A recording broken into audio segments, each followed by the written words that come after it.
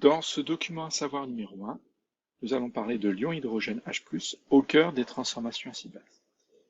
Dans leurs travaux, menés en parallèle et sans concertation, les chimistes Bronsted et Lowry ont remarqué l'importance des ions hydrogène H+, dans les transformations acido-basiques. Et ils ont donc établi les définitions d'acides et de bases suivantes en utilisant donc l'ion hydrogène. Un acide, selon Bronsted, c'est une espèce chimique capable de céder un ion hydrogène H+.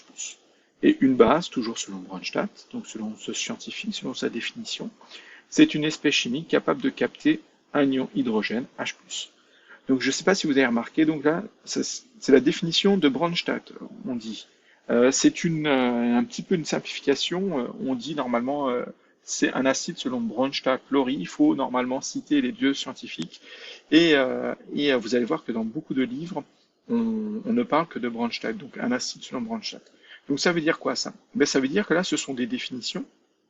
Si on doit préciser selon Bronsted, ça veut dire quoi? Ça veut dire qu'il va exister d'autres définitions d'un acide et d'une base, que vous allez voir après le bac, si vous continuez en chimie ou en SVT. Donc, mais sachez que cette année, on dira donc un acide et il ne sera pas obligé de préciser selon Bronsted. Ça sera souvent précisé dans les énoncés d'exercice, mais vous n'aurez pas à le faire. Un acide est capable de céder un ion hydrogène H+, une base est capable de capter un ion hydrogène H+.